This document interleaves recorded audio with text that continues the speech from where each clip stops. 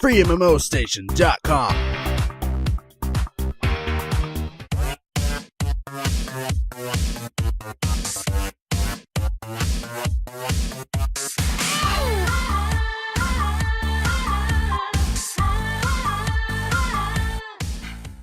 It's absolutely that time of the year again. That completely random occasion when we decide that the time has come to update the list of our favorite free-to-play MMORPGs.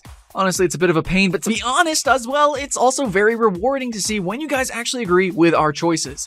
Even if you don't agree, it's still pretty cool to hear your opinions and reply to you with very personal, unique comments that'll make us bond and become maybe best friends forever. Probably. Well, perhaps not all of that, but I digress.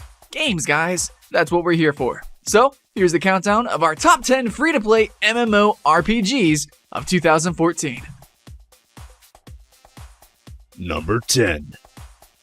At the moment, DC Universe Online is the best superhero MMORPG, and while the competition is trying different approaches, such as, loot-driven, clicky-clicky Marvel heroes, this is our definite pick. If you really want to feel like a superhero, running at super speed, or flying like you never did before, this is your game.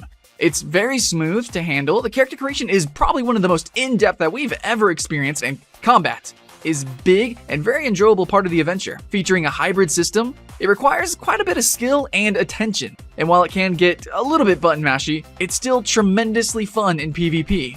We wouldn't say that DC Universe Online is a very deep MMO, but it's still extremely enjoyable, and it makes for a perfect entry point for those who are trying their first MMO. Number 9. It's pretty difficult to find a game with richer lore than Lord of the Rings Online. This is, pretty much after all, the fantasy world that inspired many other fantasy worlds themselves, with characters that everyone is familiar with, even if they don't really know what all the fuss is about. Lord of the Rings Online launched over 7 years ago and turned free-to-play in 2010, with huge success up to this day. It's a very deep game, and while it's clearly inspired by the gigantic world of Warcraft, it remains immensely enjoyable just to follow the story and meet some of our beloved characters. If you enjoy the game, then you're probably going to want to get a monthly subscription, since that's going to give you very useful options, such as lifting the currency cap and such, and access to more content. Number 8. It seems that Ion is getting a bit of a rough time with bot mania. It pretty much infects most MMO games. But if you happen to be immune to that, you'll still be able to enjoy a very pretty and addictive MMORPG. Not only does it feature one of the most incredibly awesome character creation systems ever, it's also one of the few games with decent aerial combat. In fact, something about the upcoming Chinese game Revelation reminds us of Ion, so keep an eye out for that one too. Anyways, Ion looks good even after quite a few years, has some large-scale battles that will drive you crazy, and a huge world that's going to keep you running and flying around for quite some time. Still, totally deserves our attention. But let's see if next year it remains as one of our favorites. Number 7. So guys, you never really expected Neverwinter to be like this open world, sandboxy, kind of badass MMORPG similar to, say, ArcAge, right? Well, because that's not what it is. It's something actually totally different. What we have here is a very fun and addictive MMORPG with fast-paced combat and pretty much no bullshit, straight-to-the-point gameplay.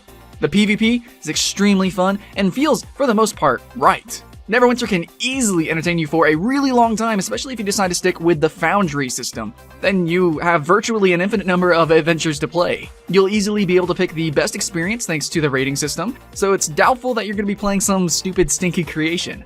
This is one for fans of Dungeons & Dragons, of course, but it's also for players who just love fun, accessible MMO adventures, as long as you're not expecting the most in-depth of mechanics. Number 6. Dragon Nest is plain and simply still one of the best action MMORPGs available. That's it. Don't judge it by its cute anime looks, guys. This is absolutely one for the most resilient and skilled players. Combat is unique and diverse, especially depending on the character you pick and how skilled you are in this kind of game. The combat mechanics make for a really fast-paced and really fun PvP experience, which is a very valid way of changing from the enticing main adventure, dungeons, and awesome bosses. If we wanted to compare Dragon Nest to any other action MMORPG, then it would most certainly be the sister title Vindictus, which is going to bring us to... Number 5. Vindictus, the sexy, gorgeous, Source Engine-powered action MMORPG from Nexon. This is a game that is standing the test of time, and besides the great graphics, it's hands down one of the most exciting action combat systems ever seen in MMOs. The way you can use plenty of objects to bash enemies really never gets old, and we wish more games had such a versatile combat system as this one, where your skill and the way you time dodges actively matter on the outcome of the fights. Despite some outcries, Vindictus really isn't a pay-to-win game. We would say it's more of a pay to get some sexy costumes for your female avatar kind of game, you know, if you're into that sort of thing. Now, we're just waiting on the new character, Arisha, to be added to the North American and European versions. Number 4.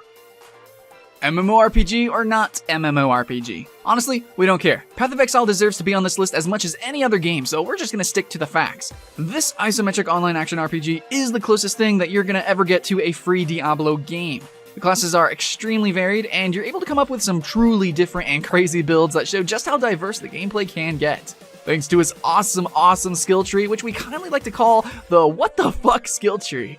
It's very in-depth, even for an RPG, and it gets plenty of support from its developers, and it can suck entire months of your life if you don't pay attention, guys. It looks really good, plays even better, and there's this great feeling of immersion in the game, especially because of the voice acting. But best of all, it's one of the best examples of how to make a proper free-to-play game. You will never feel like you're trying to reach into your wallet. But do support this game and the developers. They truly deserve it for making one AAA game that you can play for free. Really. Number 3. Oh boy, where should we really begin with this one? ArcheAge was a highly anticipated sandbox MMORPG, and while it had a bit of a rough start in Korea, nobody was expecting such a mess during the Western launch. Trine Worlds was widely considered the best publisher possibly for this game, but that didn't stop ArcheAge from having a extremely chaotic launch. From queues that would reach 9 hours to several bugs and even DDoS attacks. It was far from the smoothest launch that we've ever seen. ArcheAge is slowly finding its feet with new servers and fixes, so we're pretty sure in a few months the game will be playable as intended. And it is quite a terrific game. It's pure sandbox, so you're gonna have a lot of fun with it, like you're living a full life of possibilities. One time you could be attending your crops, and the next you're on the high seas trying not to get your ship destroyed by that kraken. If you're stuck in some part, then go find something else to do. It's far from perfect and sometimes honestly a bit broken, but that's the price you pay for all the things you get to do. Combat is slightly shallow, but it's not really the focus of the game, guys. You should play ArcheAge to enjoy its world. All the things you get to see and do, not to nitpick on its little flaws. It's also far from your average pay-to-win MMO. Sure, those labor points can be a pain in the butt. Free players have a harder time getting them. If you're playing ArcheAge as a racing simulator, then you're doing it wrong. Explore it, take your time, find new locations and stuff to do, and appreciate the game. Then you can spend some real money and thank the devs. ArcheAge is a flawed masterpiece, and while we're pretty sure it will remain so, it's still a very inspiring game. Number 2. Rift is the second game from Trine Worlds in our top this year, and it's already featured last year. It honestly deserves so, since it's probably the most published MMORPG ever at launch. Quite the opposite of ArcheAge, but we're talking about two very different games.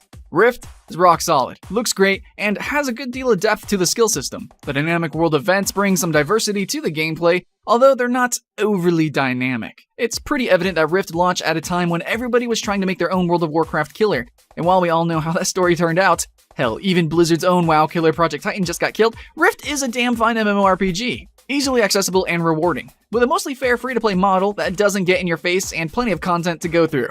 This is still one of the best free MMOs out there. If you can get past the generic fantasy universe and the somewhat bland storyline, this is a must-play. And number 1.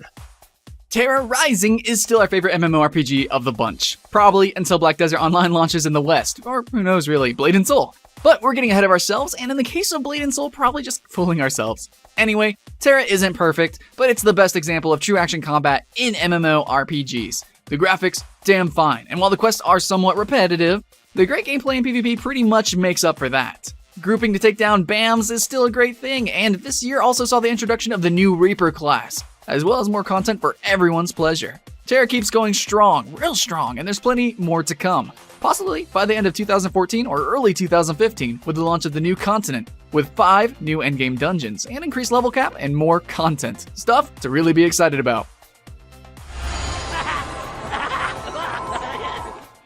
And so here it is, our highly anticipated top 10 free-to-play MMORPGs for 2014.